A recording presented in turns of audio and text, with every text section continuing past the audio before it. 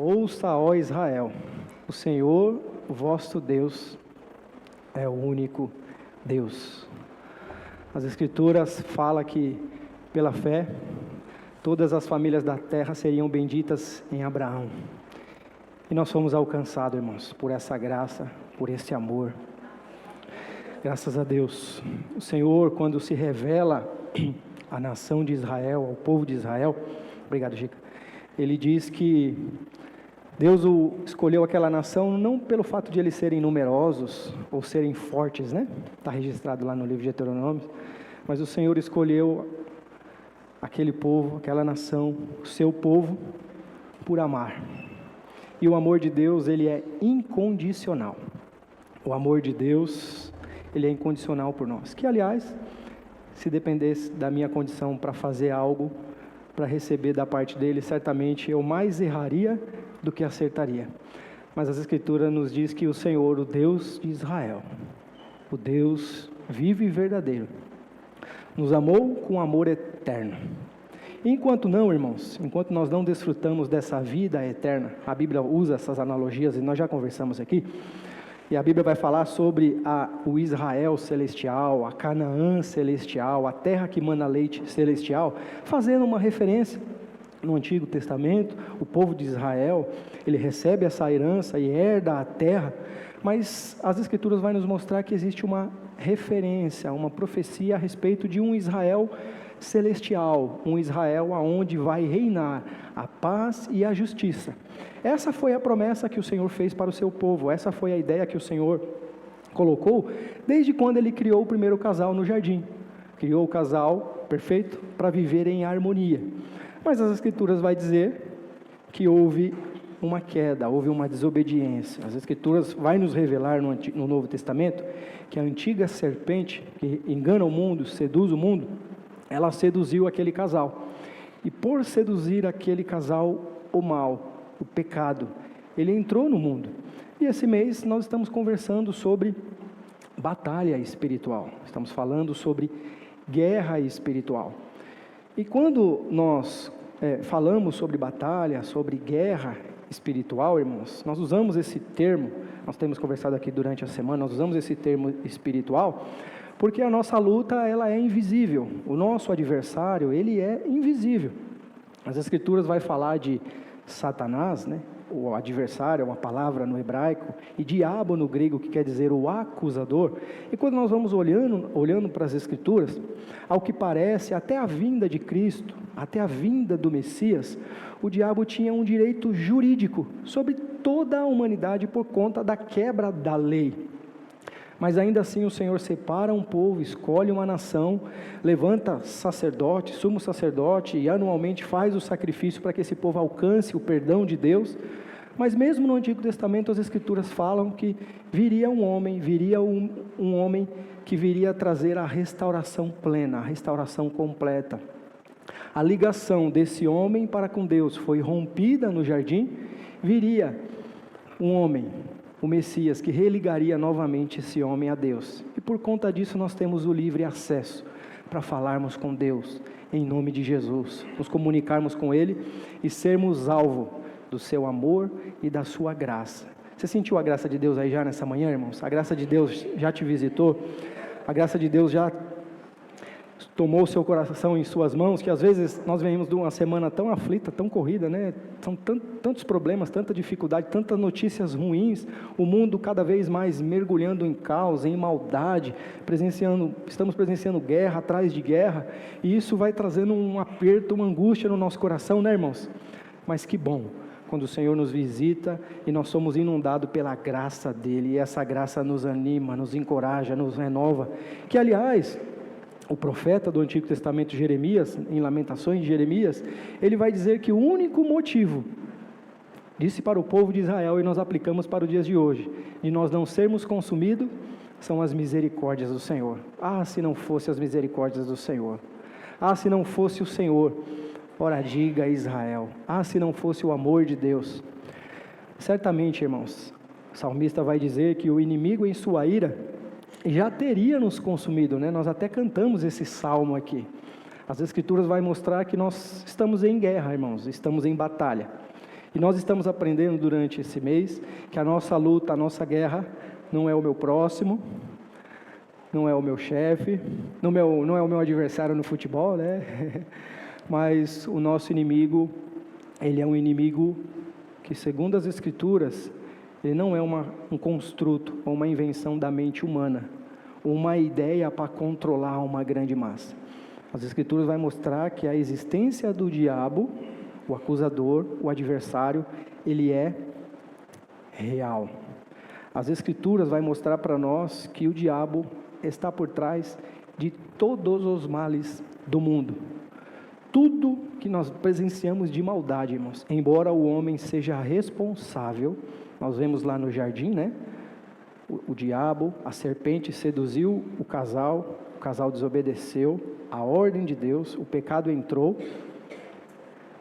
foram seduzidos pelo diabo, mas quem foi responsabilizado? Foi o casal. Quando nós vamos para o Novo Testamento, quando as Escrituras mostram Judas, as Escrituras vai dizer que ele foi tomado pelo diabo, Satanás entrou nele e ele traiu Jesus. As Escrituras vai mostrar que ele foi responsabilizado porque ele fez, não o diabo. Embora o diabo esteja agindo em todo o tempo, irmãos. Então nós vamos percebendo que a maldade, as perseguições que nós presenciamos no mundo, ela é influenciada, ela é potencializada pela ação direta do diabo. E as Escrituras vai deixar claro, irmãos, que o mundo jaz no maligno. As Escrituras vai dizer que a consciência sem Deus, a consciência sem o Senhor, ela é dominada, ela é dirigida, ela é guiada pelo maligno. Mas que bom, como foi falado aqui na leitura da manhã, o Espírito do Senhor me ungiu para pregar ou anunciar a boas novas de salvação para um povo que andava em trevas. As Escrituras não poupam, irmãos. As Escrituras diz que o homem está em trevas. E sem Deus, ele pode ser uma boa pessoa. Ele pode trabalhar, pode honrar com seus compromissos, mas sem Deus, as Escrituras vai dizer que ele está em trevas. Por isso, irmãos, nós precisamos ter essa consciência que nós estamos em guerra. Eu e você somos alvo de um inimigo em comum. Eu e você somos alvo de um inimigo que as Escrituras diz que anda ao derredor buscando a quem possa tragar. Gênesis capítulo 3, versículo 15 mostra o início dessa luta, dessa guerra, dessa batalha. Quando a serpente entra, o Senhor traz o juízo para o homem, para a mulher, para a própria serpente. Gênesis 3,15 nós chamamos do proto-evangelho, né? Lá faz a promessa do Messias. E farei que você tenha inimizade contra a mulher, colocarei inimizade entre você e a mulher, entre o seu descendente e o seu descendentes. Então nós vemos que já em Gênesis, irmãos, nós não teremos sossego, ainda não, enquanto o Senhor não vier trazer juízo, nós seremos alvo, nós estaremos em guerra, nós estaremos em batalha. Então eu e você precisamos estar preparados, usarmos as armaduras corretas para lutarmos nessa guerra que nós estamos. Essa batalha, ela já foi vencida. Essa batalha cósmica, nós conversamos aqui alguns meses atrás, falando sobre o Apocalipse. Em Apocalipse capítulo 12, o Apocalipse capítulo 12, ele vai nos mostrar essa batalha cósmica que aconteceu no céu, que já foi sentenciada. O nosso inimigo já foi sentenciado, ele já foi derrotado. Mas, lembra do já e o ainda não? Existe um tempo determinado por Deus. As Escrituras diz que o Senhor, ele criou o inferno para o diabo e os seus anjos. O diabo já está sentenciado, não tem mais volta, não tem mais perdão para ele. E aí a gente percebe, irmãos, da responsabilidade ou do juízo final que o Senhor trouxe para o diabo. Porque ele estava na verdade, conheceu a verdade da Escritura, ele não se firmou na verdade e ele foi sentenciado ao inferno. Diferentemente do homem, que foi feita uma promessa para que ele se volte ao seu Criador, uma promessa de arrependimento. Então, se há essa inimizade entre a mulher e o descendente dessa mulher, o diabo vai trabalhar e agir de todas as formas, com um único propósito: fazer que eu e você não nos aproximamos de Deus. Nós estamos fazendo um contraponto em relação a esse movimento de batalha espiritual, né, irmãos? E o movimento de batalha espiritual acha que todas as mazelas do mundo, a falência financeira, social, cultural, política, o único causador é o diabo, que não deixa de ter uma meia-verdade em relação a isso. O homem, sim, ele tem essa responsabilidade, é o homem que é responsabilizado. Eu já mostrei isso para vocês. E aí, por conta desse movimento, as pessoas, ou elas supervalorizam demais o próprio diabo, né?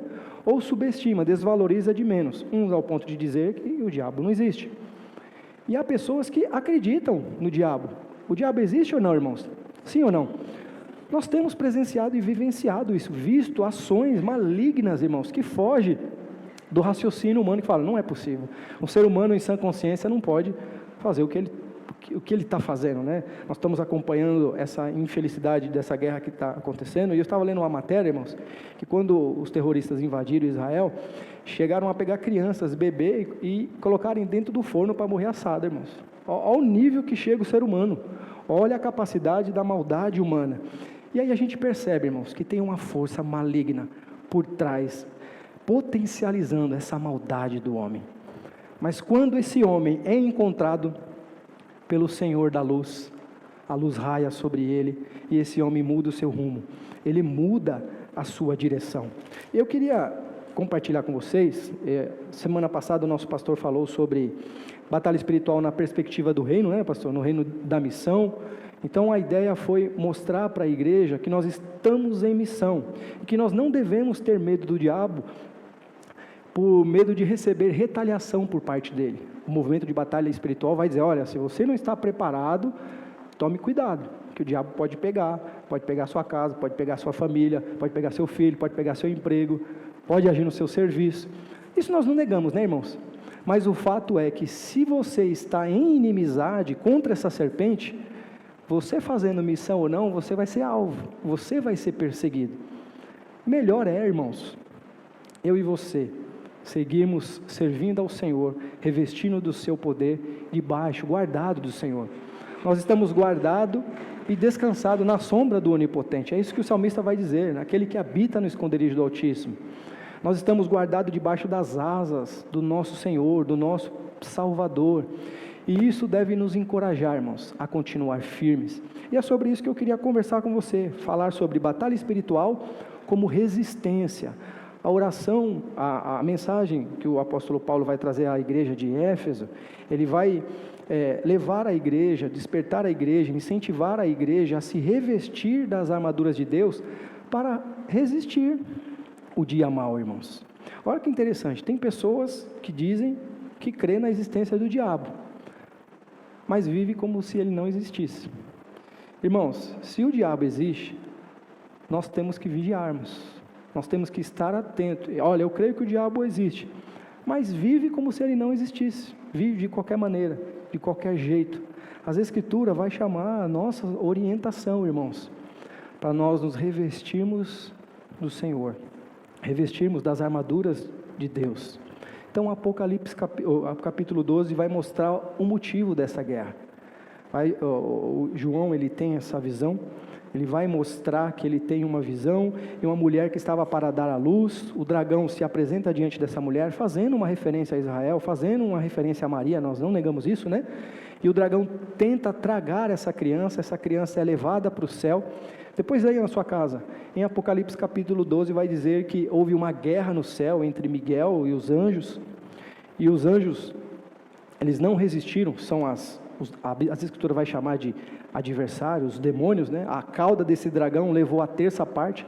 No nosso encontro de quarta-feira o Ailton falou sobre isso, né? A sedução do diabo foi tão grande que ele conseguiu enganar a terça parte dos anjos do céu, com referência nesse texto de Apocalipse, a terça parte de cada 3, um anjo foi seduzido, né? E as Escrituras diz que os anjos são incontáveis, né? São como a areia da praia. Então, a gente não faz a ideia, a quantidade do número exato, a gente sabe o que ele seduziu. Irmãos, se o diabo foi capaz de seduzir os anjos que estavam diante de Deus, quem dirá o ser humano, irmãos?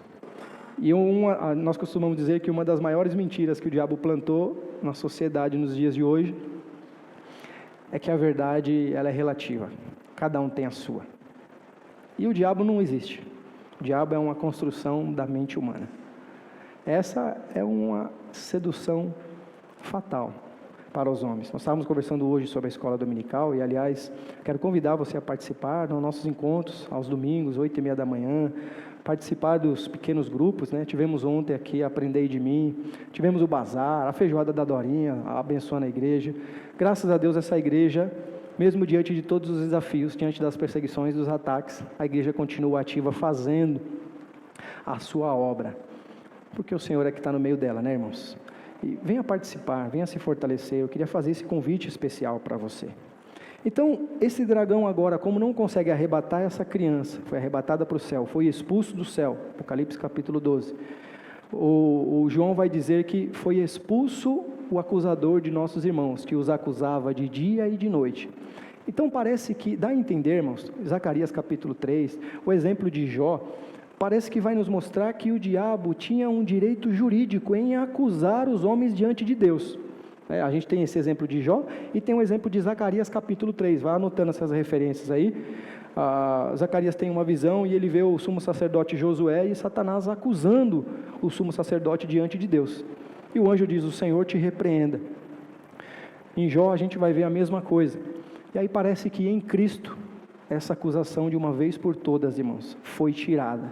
Em Jesus, quando Cristo vem, quando o Messias se revela ao mundo, morre, ressuscita, ascende aos céus, Satanás perdeu esse poder de acusação contra o povo de Deus, contra a igreja de Cristo.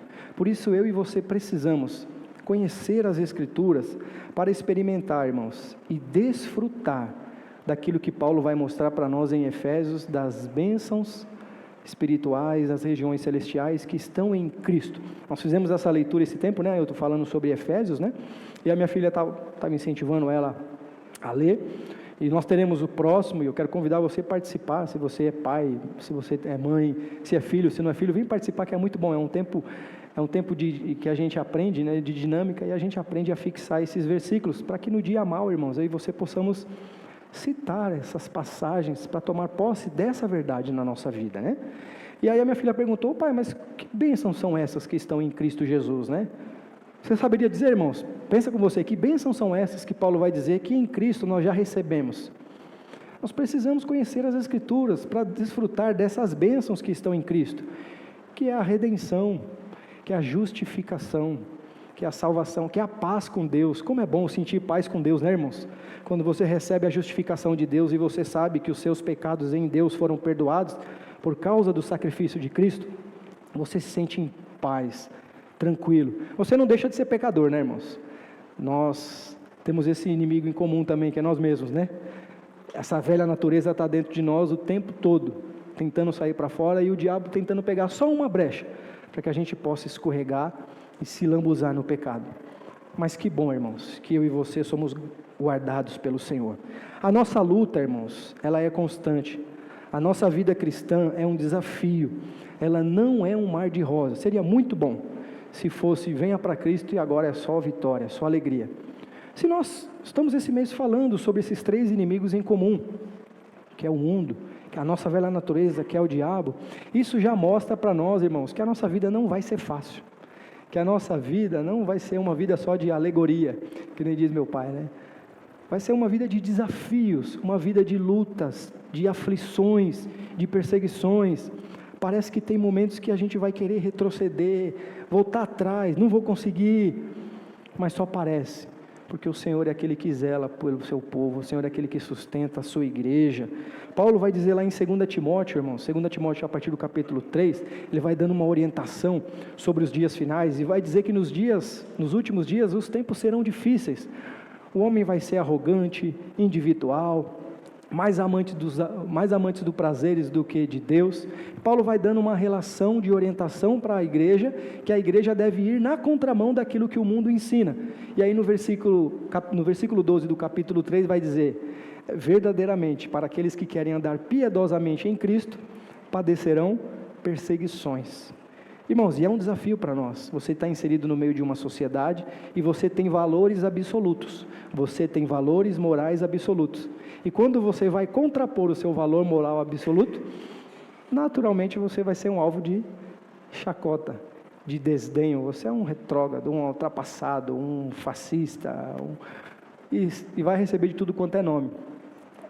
É normal que as Escrituras dizem que nós iremos passar por isso. Jesus disse, a porta é estreita, Mateus 7, a partir do versículo 13, né? A porta é estreita e apertado o caminho. O que é isso, irmãos? Está dizendo que a vida cristã é uma vida de dificuldade, de desafios. E é claro, irmãos, que é uma vida de alegria, de prazer, de satisfação. Como é gostoso, irmãos, em meio às dificuldades, você ser visitado pelo amor e a graça de Deus. Recentemente eu vi um testemunho de um pastor que chama Bill Johnson, depois vocês pesquisem aí na internet. Ele estava passando uma luta danada com a esposa dele, ela estava em fase terminal de câncer, né? E ela morreu. Ela morreu e ele tinha que pregar no próximo domingo. Imagina, irmãos, a dor do luto, a dor da perda, e nós estamos sujeitos a isso, né, irmãos? Estamos sujeitos a passar por dor, a passar por luta, a passar por prova, a passar por enfermidade, recebemos notícia ruim, estamos sujeitos a isso, porque estamos no mundo. O inimigo está aí e estamos no mundo. E as pessoas foram perguntar para esse pastor, falaram, mas pastor, por que você vai curtir, né? Separa o seu tempo de luto, sua esposa morreu, você não está em condições, né? E aí ele trouxe uma resposta, irmãos, que foi muito surpreendente para mim e que me alegrou e me animou bastante. Ele disse o seguinte, ele falou, olha, a minha esposa hoje está com o Senhor. Está na eternidade. E na eternidade não tem mais dificuldade. Na eternidade agora ela está desfrutando da presença do Senhor. Na eternidade não tem mais choro, não tem mais tristeza, não tem mais doença, não tem mais decepção. Então relativamente é fácil adorar a Deus na eternidade, porque é tudo, não tem nada de ruim. Eu estou tendo um privilégio, e esse privilégio só vai ser aqui nesse tempo presente, de na dor adorar a Deus. Na eternidade é fácil, mas eu quero entregar o meu sacrifício de adoração a Deus diante das decepções da vida. Irmãos, só faz declaração dessa quem está cheio da graça de Deus mesmo, né? Quem está cheio do Espírito Santo de Deus. Ele diz que é um privilégio para ele, é uma oportunidade para adorar a Deus em meio às dificuldades. Irmãos, tome essa palavra para você. Eu não sei as dificuldades que você está passando, as lutas, as decepções. E o diabo vai fazer de tudo para tentar tirar a sua identidade em Deus, para dizer que Deus não está com você, como ele fez com Jó, né? Vai lá, o Jó te adora porque você cerca ele de bem, você está com ele, você guarda ele, tira tudo isso aí dele para você ver, se ele não vai blasfemar na sua face, né?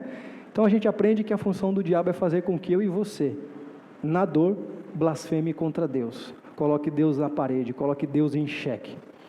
Mas use, irmãos, das dificuldades, uma oportunidade para adorar a Deus, para entregar o seu sacrifício de adoração a Deus. Você não está sozinho, Deus está com você. Eu e você não estamos sozinhos nessa luta, eu e você não estamos sozinhos nessa batalha. O Senhor está conosco. Lá em 2 Crônicas, capítulo 20, versículo 3, na revelação progressiva de Deus, Israel teve vários reis que se sujeitaram a Deus e reis que não se sujeitaram a Deus. Esse rei Josafá era um rei que temia ao Senhor, que servia a Deus. E ele recebe uma notícia de que os amorreus, os amonitas, os meunitas estavam se reunindo um grande exército para ir contra ele. Ele olhou para o exército de Israel, olhou para ele e ficou com medo. Mas ele foi orar. Ele foi falar com Deus. Ele usou uma das armas que Deus nos dá para lutarmos as batalhas espirituais. Ele foi falar com o Senhor. As Escrituras mostram, depois você leia, vai anotando aí por causa do tempo. As Escrituras vai mostrar, principalmente a partir do versículo 6 até o versículo 15, que ele ora a Deus e fala, Senhor, eu estou com medo, eu não sei o que fazer. Ele pede direção a Deus. Irmãos, que bom nós termos um Deus que diante das aflições da vida, da guerra da vida, às vezes nós não temos a resposta, nem sabemos o que tem que fazer, mas nós podemos nos sujeitar diante do nosso Deus e dizer, Senhor, essa situação eu não sei o que fazer, me orienta, me dá direção. E as Escrituras diz que Deus é fiel, e Ele responde, seu povo, Ele visita a sua igreja, Ele nos dá orientação. Eu e você, irmãos, precisamos estar revestidos com as armaduras de Deus, precisamos nos revestir dessas armaduras de Deus para nós resistirmos o dia mau. Esse tempo que nós tivemos o livro lendo a leitura de Efésios foi um tempo para a gente aprender e aprofundar bastante, né, Ailton? Conhecer um pouquinho mais o contexto da época, né? O apóstolo Paulo, que já foi falado, ele escreve essa carta aos Efésios, e Paulo muito provavelmente ele estava preso em Roma, irmãos. Ele era um preso político, e todo preso político, ele tem uma guarda pretoriana, né, que é um guarda romano, que fica basicamente acorrentado aos seus pés, para vigiar esse preso político. Então Paulo estava preso, e tinha um soldado da guarda romana preso junto a ele. Então a gente deduz que ou foi daí que Paulo tirou a informação de Efésios capítulo 6, que é o que eu quero ler com vocês, sobre as armaduras de Deus, ou o apóstolo Paulo usou o próprio livro de Isaías, capítulo 59, a partir do versículo 15, para descrever a armadura de Deus. No Antigo Testamento, Deus é descrito como um guerreiro. A gente vai ver isso lá em Isaías. Vamos ler, irmãos, para a gente poder entrar, e eu queria que você abrisse as Escrituras. Está lá em Isaías, capítulo 59, a partir do versículo 15, que faz referência a esse texto que nós vamos ler também, de Israel. Então, Paulo, ele usou provavelmente esse exemplo para descrever a armadura de um soldado. Paulo, no capítulo 1 ao capítulo 3, Paulo vai dizer que Deus incondicionalmente elegeu, chamou, escolheu a igreja, abençoou a igreja em Cristo pela união com o Senhor ressurreto. Do capítulo 3 ao capítulo 5, Paulo vai falar dos deveres da igreja, como ele deve se comportar nos seus relacionamentos, como que ele deve andar na sociedade, vai falar a respeito de santidade. E no capítulo 6, Paulo vai descrever, e ele deixou por último mesmo, para falar a respeito da batalha espiritual. Ora, se do capítulo 1 ao 3 a igreja recebeu as bênçãos de Deus em Cristo, e que alegria, e que bom, né, irmãos, que fomos abençoados, no capítulo do 3 ao 5, agora, como que eu devo andar? Como que eu devo me portar diante dos homens? Mas Paulo vai dizer no capítulo 6, que isso não vai ser fácil. Vai ter um inimigo que vai impedir de todas as maneiras que eu e você se porte como Deus quer que nós nos portamos. Então Paulo traz essa referência, que está lá em Isaías, capítulo 59, versículo 5. Provavelmente são essas duas figuras de linguagem que ele usa, que ele extrai, irmãos, para trabalhar esses símbolos, tá bom? Isaías 59, versículo 15, esse texto vai falar sobre o pecado, confissão e redenção a respeito do povo de Israel. Ele estava vivendo um tempo, irmãos, que era muita injustiça. Impostos altos, as pessoas precisavam da pessoa que tinha autoridade, o juiz que poderia fazer justiça ao pobre necessitado, e era negado. É nada diferente do que nós estamos vivendo hoje, né, irmãos? As pessoas com poder para fazerem justiça, mas aproveitando da justiça para oprimir ainda mais o povo, o pobre. E aí Isaías é levantado por Deus para trazer essa denúncia desse desvio, desse erro, dessa injustiça que havia acontecido. Versículo 15, diz assim, não se acha a verdade em parte alguma, e quem evita o mal é vítima de saque. Olha, irmãos, quem evita o mal, ele é alvo. Nada diferente nos dias de hoje, né, que a gente está presenciando, né? Olhou o Senhor, indignou-se com a falta de justiça. Ele viu que não havia ninguém, admirou-se porque ninguém intercedeu. Então o seu braço lhe trouxe livramento, e a sua justiça lhe deu apoio. Usou a justiça como couraça, pôs na cabeça o capacete da salvação, vestiu-se de vingança e envolveu-se no zelo como numa capa. Então Isaías, ele traz essa figura de Deus como um guerreiro. Deus se reveste com a mesma armadura que nós vamos ler agora em Efésios capítulo 6, que é onde eu queria entrar nesse texto com você e falar um pouco sobre a batalha espiritual como resistência. Eu queria fazer essa leitura com vocês, ponto a ponto, Efésios capítulo 6.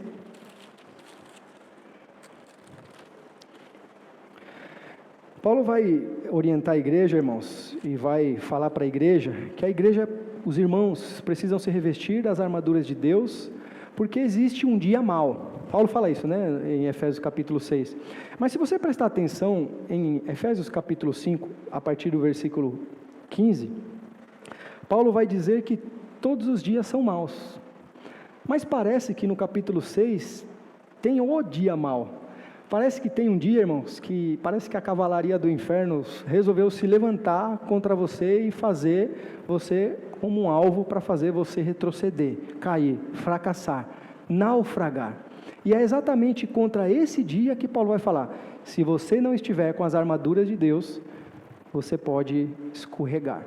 Veja, irmãos, o diabo, ele não é onipotente, ele não é onipresente, ele não é onisciente, como é essa atribuição dada a Deus. O diabo não tem poder de fazer o cristão perder a salvação, tá bom? Nós ensinamos isso aqui. Mas a artimanha do diabo é fazer com que você não desfrute daquilo que Deus tem para você hoje, agora, do amor, da paz, da alegria, da benignidade, da mansidão, da temperança, desses frutos. Então o diabo vai fazer de todas as maneiras para que você viva essa vida anêmica, raquítica, usando as situações para fazer com que você não experimente da plenitude de Deus na sua vida. E aí Paulo vai dizer: olha, gente, finalmente o quê? Diante de tudo que ele falou, diante das bênçãos, da revelação de Deus, e como o cristão deve se portar, agora, finalmente, fortaleçam-se no Senhor e no seu poder, sede fortalecidos, ser corajosos por Deus. Nós cantamos o primeiro louvor hoje, né? Ser valente. O Senhor, Ele nos chama a nós sermos corajosos em Deus, e para isso, eu e você precisamos ser fortalecidos no Senhor e na força do seu poder. Paulo está centralizando aqui, irmãos, Cristo, dizendo que em Cristo você precisa ser fortalecido e na força do seu poder. Deuteronômios 31, versículo 6, quando Josué assume a liderança, ele se revela para Josué e fala: olha, seja forte, seja corajoso, o Senhor é com vocês, aonde quer que vocês andares. Eu e você precisamos, irmãos, ser fortalecidos no Senhor e ter esse entendimento de que Deus está conosco, o Senhor está com a gente, aonde quer que nós andarmos. Seja fortalecido no Senhor, seja corajoso por Deus. O cristianismo exige coragem. Apocalipse 21, 8 diz que os covardes não herdarão o reino. Eu e você precisamos ser corajosos, irmãos. Está doendo, está machucando, nós precisamos continuar, precisamos prosseguir, precisamos resistir. Do versículo 11 ao 13, o cristão está em uma batalha, querendo ou não, então você precisa se revestir. Isso se dá pela fé e arrependimento. Como eu devo me revestir? Se dá pela fé e através do revestimento, do arrependimento. Versículo 11 ao versículo 11. Vistam toda a armadura de Deus para poder ficar firmes contra as ciladas do diabo, pois a nossa luta não é contra seres humanos, mas contra potestades e autoridades, contra dominadores deste mundo de trevas, contra as forças espirituais do mal nas regiões celestiais. Paulo, ele vai usar o mesmo termo que ele usa em Efésios, sobre a troca de roupa, se despir do velho homem e se vestir do novo homem, que é em Cristo Jesus. Ele fala isso lá em Romanos 13, 12. Vamos ler? Alguns livrinhos atrás aí, Romanos 13, 12. Romanos 13, versículo 12. Olha lá. A noite está quase acabando, o dia logo vem. Portanto, deixemos de lado as obras das trevas e revistamos da armadura da luz. Comportemo-nos com decência, como quem age à luz do dia. E aí ele dá uma orientação: não em orgias e bebedeiras, não em imoralidade sexual, em depravação, não em desavença e inveja. Ao contrário, revistam-se do Senhor Jesus Cristo e não fiquem premeditando como satisfazer os desejos da carne, os desejos da natureza. E como é difícil, né, irmãos, a nossa carne, a nossa natureza, né? Nós somos chamados a buscar as coisas do céu, mas o tempo todo nós estamos maquinando, como é que eu faço para conquistar isso aqui, como é que eu faço para alcançar isso aqui, como é que eu faço para ganhar isso aqui. É um desafio para nós o tempo todo, né? E o apóstolo Paulo, ele traz essa orientação para que nós possamos nos revestir da luz. E como é que nós nos revestimos da luz, irmãos? Na prática, deixando de lado a velha natureza. Paulo vai falar aqui sobre inveja, sobre bebedice, sobre sensualidade. Paulo traz essa orientação. Eu e você precisamos nos revestir para ficarmos firmes contra a cilada do diabo. Como modificar os desejos da carne ou da nossa natureza? Versículo 14 de Efésios 6. Assim, mantenham-se firmes, cingindo-se com o cinto da verdade. O cinturão que ele descreve, né, do soldado, serve para dar sustentação para a armadura, né? E em tempo de relativização, irmãos, eu e você precisamos estar firmes com o cinto da verdade. Que cinto da verdade é essa, irmãos? Senão as Escrituras. Eu e você precisamos conhecer as Escrituras para que no dia mau, quando a dúvida da relativização bater à nossa porta, eu sei quem é o meu Senhor, eu sei o que Ele pede para mim, eu sei que Ele está comigo, eu não vou ceder isso não é do agrado do meu Senhor. Ele me orientou a me revestir com a luz do Evangelho. Eu e você precisamos estar cingidos com a verdade. A palavra de Deus é a verdade. Nós falamos mês passado, né? Lâmpadas para os meus pés é a tua palavra, luz para os meus caminhos. Irmãos, se eu não mergulho nas Escrituras, se eu não medito nas Escrituras, irmão, leitura é uma coisa, meditação é outra. Nós precisamos ler as Escrituras, mas eu preciso meditar nas Escrituras. E às vezes, esse dia o nosso querido irmão estava comentando com a gente, às vezes a correria do tempo, eu tenho dificuldade, mas quando eu participo de um pequeno grupo, quando eu participo de uma escola bíblica dominical, eu tenho tempo para mergulhar um pouquinho mais, para me aprofundar um pouquinho mais nas verdades das Escrituras. E elas são esses antídotos que vai nos ajudar quando a dúvida bater na nossa porta, quando as preocupações da vida bater na nossa porta, quando a ansiedade, quando o medo, quando a dúvida bater na nossa porta, o cinto da verdade, que é o Evangelho, vai nos dar segurança e firmeza para nós passarmos e resistirmos esse dia mau. 1 Pedro 1,13, vamos lá, a gente vai fazer bastante leitura hoje, viu, irmãos? 1 Pedro, primeira carta do apóstolo Pedro. 1 Pedro 1,13. Portanto, estejam com a mente preparada, prontos para agir, estejam alerta e coloquem toda a esperança na graça que lhes será dada quando Cristo Jesus for revelado. Esteja com a mente preparada. As Escrituras, ela vai falar a respeito do capacete, né, irmãos? O capacete da salvação. O capacete, que era uma peça importante também do soldado, servia para proteger principalmente a cabeça. Paulo vai fazer essa referência. E nós precisamos estar com esse capacete da salvação. O capacete que serve para guardar a mente. Serve para nos guardar desses ataques que rotineiramente, constantemente, nós temos sofrido. É interessante, irmãos, que o capacete da salvação, ele aponta para algo no futuro. Então, o capacete, ele serve para nos dar a esperança de algo que nós vamos alcançar. Por isso que Paulo vai dizer que as lutas, as aflições desse tempo presente, não há de ser comparado com a glória que há de ser revelada. Quando você tem a esperança da sua salvação, as dificuldades que você enfrenta na vida, não te paralisa, porque você sabe que essa luta que você está lutando, aponta para algo que você vai receber do Senhor. É isso que Pedro vai falar, olha, se apeguem na graça do Senhor Jesus, porque quando Ele for revelado, vocês não vão ser envergonhados, vocês não vão ser decepcionados. Se apeguem na graça do Senhor. Renovar a fé no Evangelho da paz é como colocar botas de soldado, permite dar passos firmes para confrontar a Satanás, de forma a não escorregar para o medo, a culpa e a escravidão espiritual.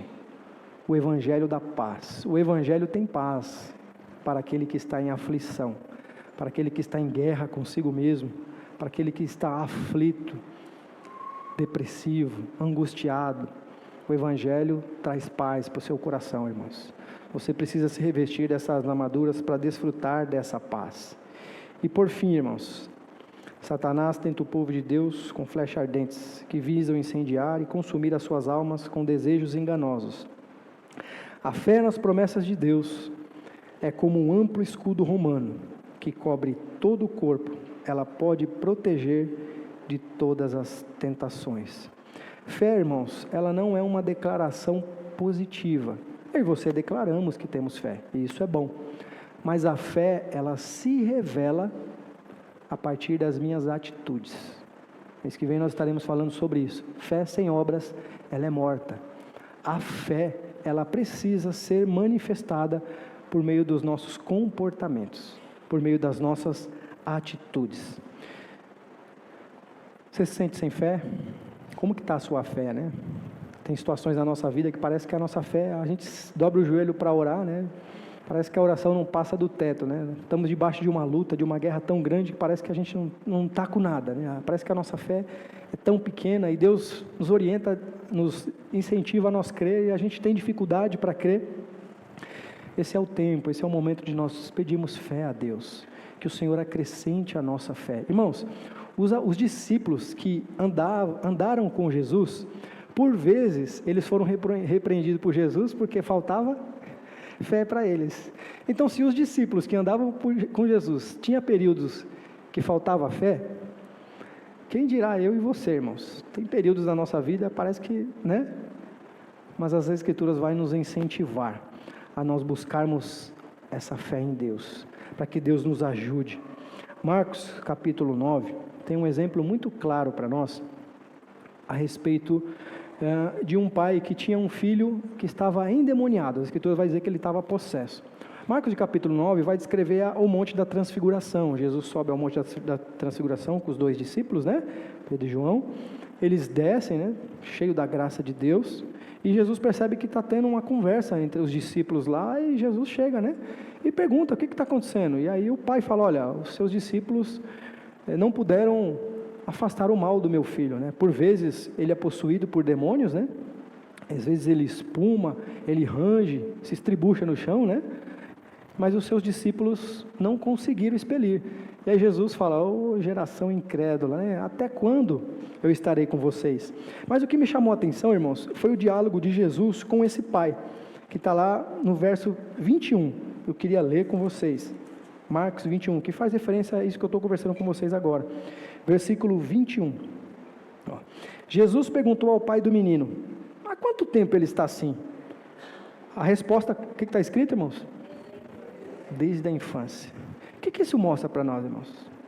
Que o diabo não escolhe alvo. É uma criança, irmão, inocente, que está possuída por demônios. As Escrituras vai dizer que essa criança sofre desde pequeno. Então a gente percebe que a ação do diabo tem alvo. Ele veio para matar, para roubar, para destruir. Desde a infância, respondeu ele. Muitas vezes esse espírito o tem lançado no fogo e na água para matá-lo. Mas se pode fazer alguma coisa, tem compaixão de nós e ajuda-nos. E Jesus fala, se podes, disse Jesus, tudo é possível aquele que crê. E o que me chamou a atenção foi o verso 24. Imediatamente o pai do menino exclamou, creio, ajuda-me a vencer a minha incredulidade. Tem períodos da vida, irmãos, que nós precisamos pedir a graça de Deus para nos ajudar em meio à nossa incredulidade. Tem situações que a gente tem dificuldade até para crer que Deus pode fazer, né? Já orei tanto, já pedi tanto, desde a infância, e está sofrendo. E Jesus traz essa orientação, essa repreensão. Que a sua oração, irmãos, se tem te faltado fé, seja uma oração para que o Senhor te ajude a ter fé. Para que o Senhor possa te capacitar a resistir esse dia mal, resistir até o fim, pela fé, revestindo-se da armadura de Deus.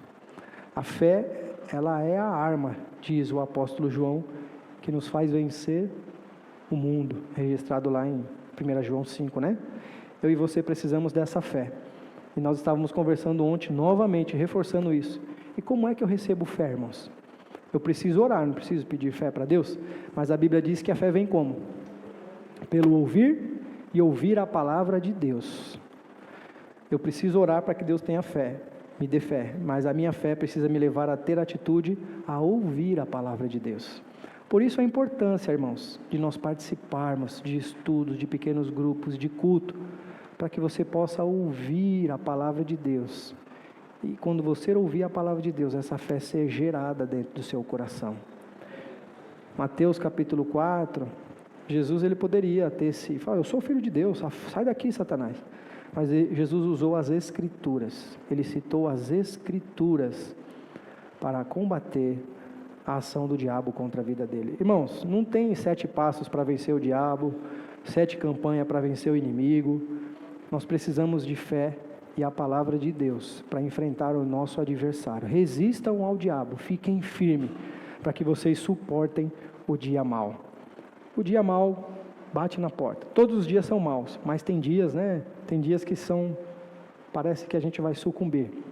Mas você é guardado pelo Senhor. Ninguém pode te separar do amor de Deus. E eu finalizo, irmãos, lendo Romanos capítulo 8, para que você tenha tranquilidade em seu coração. Você está em guerra, você está em luta, o seu adversário é cruel, o seu adversário é injusto, e você, com as suas próprias forças, não tem capacidade para vencê-lo, mas você tem alguém que é maior, que está em você. Maior é você que está no mundo. Vamos ler e vamos finalizar Romanos capítulo 8, a partir do versículo, essa é uma declaração de fé, né, irmãos? Romanos 8, capítulo 8, versículo 31. O apóstolo Paulo, ele escreve à igreja de Roma, e a igreja nós passamos dificuldades, né, irmãos?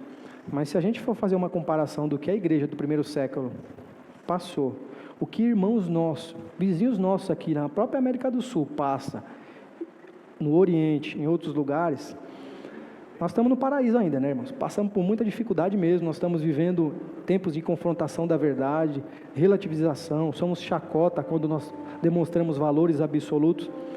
Mas o que esses irmãos passaram, eles tinham tudo para duvidar do poder de Deus, eles tinham tudo para colocar em xeque se Deus de fato estava com ele, que parecia que o diabo estava prevalecendo, vencendo.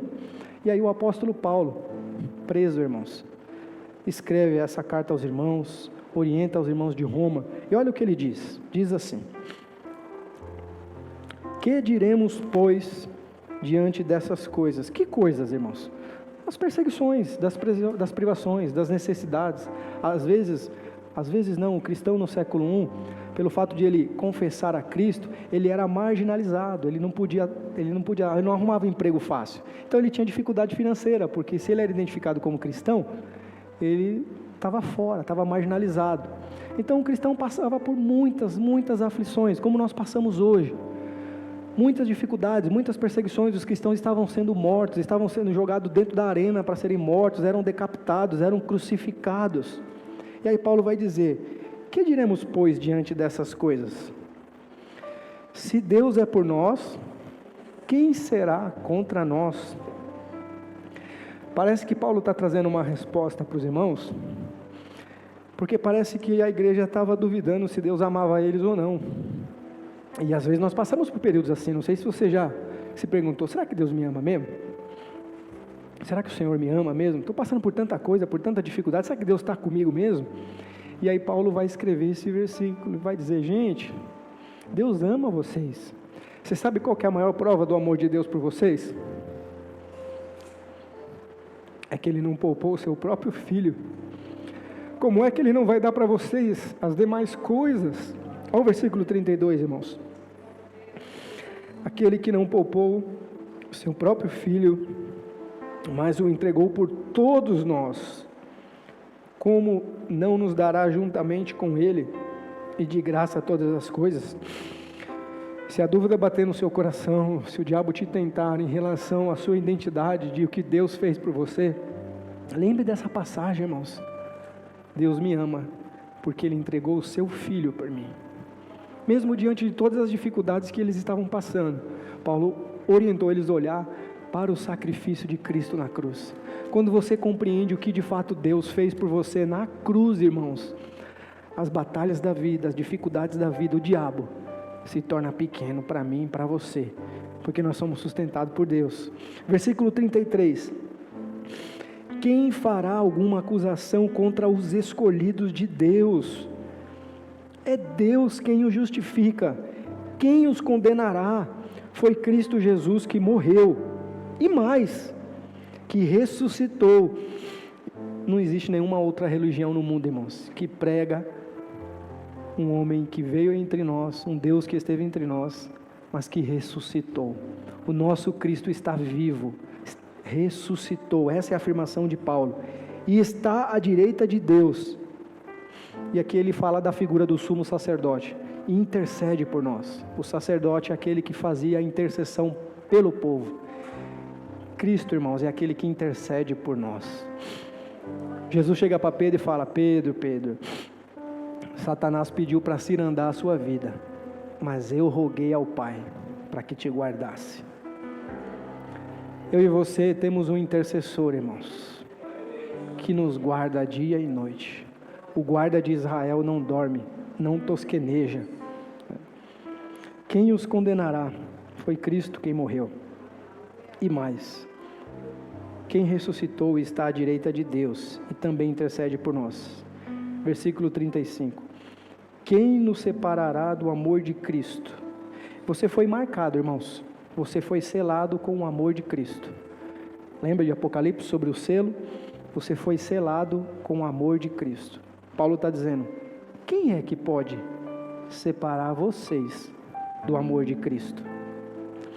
Será a tribulação? Está difícil aí, né, irmãos? Ou a angústia? As decepções da vida traz tanta angústia para nós, né? Pessoas que às vezes nos traem, nos machucam. Isso gera angústia em nós. Mas tudo isso não é para te fazer cair, para te separar de Deus. Será ou angústia, perseguição no trabalho, perseguição na escola, pelo fato de você defender a sua fé, ou a fome, ou a nudez, ou o perigo, ou a espada.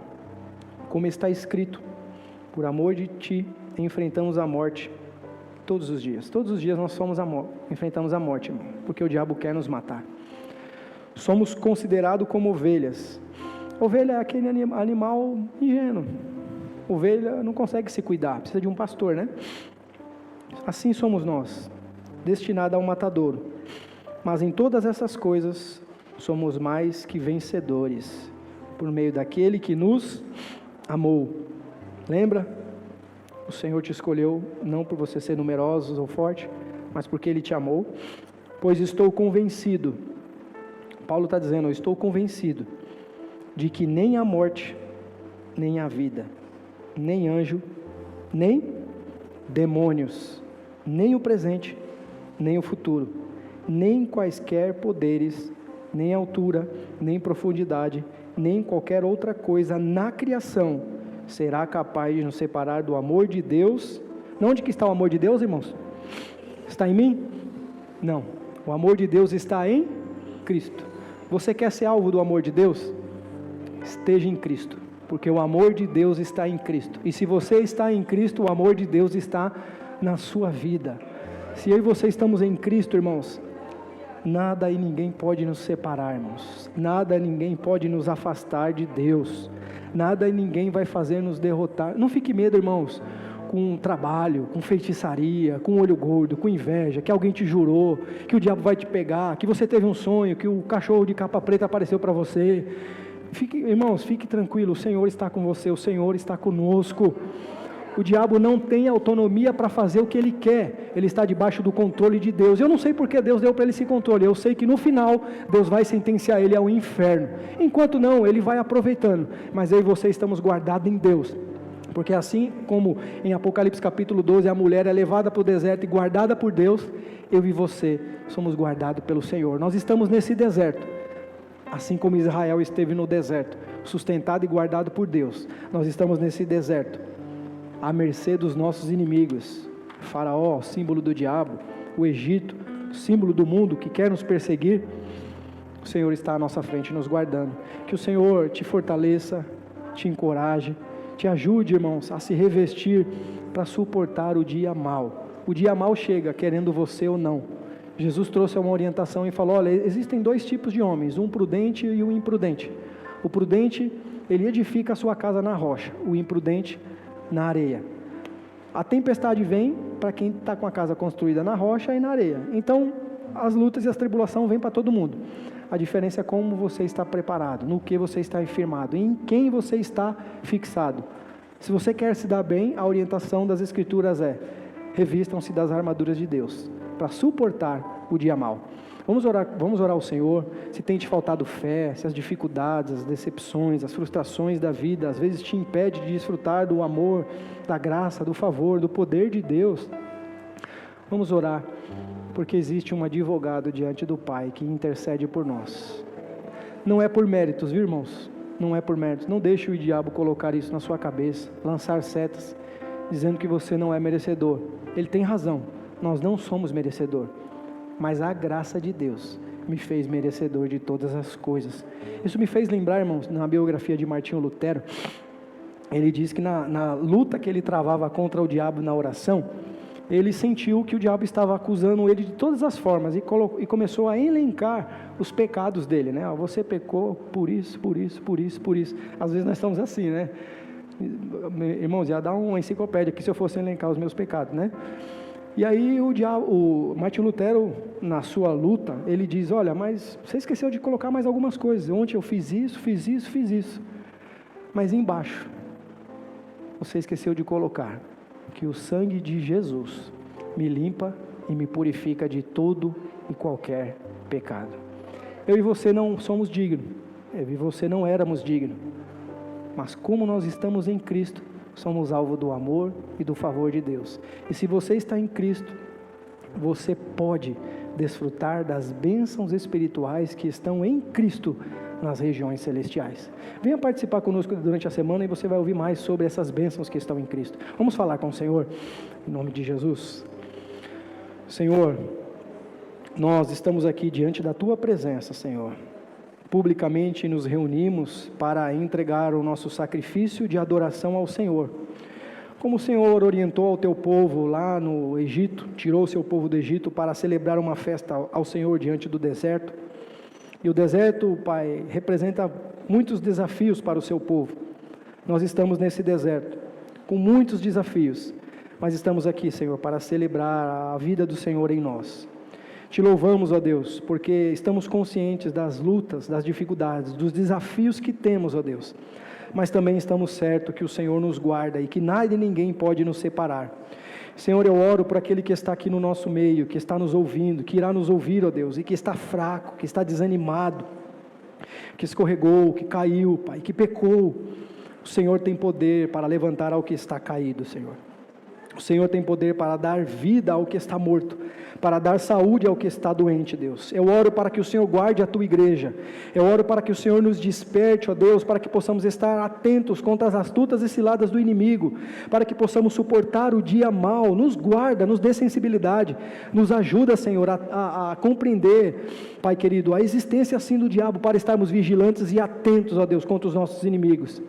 Senhor, nós iremos entrar numa semana, Senhor, e essa semana seremos acometidos por vários desafios. Não sabemos de que maneira e como o diabo irá se levantar, tramar, preparar laços, armadilhas, tentações. A nossa oração é: Senhor, não nos deixe cair em tentação, mas livra-nos do mal, Senhor, pois o Teu reino e o poder e a glória é para todos sempre. Amém e amém.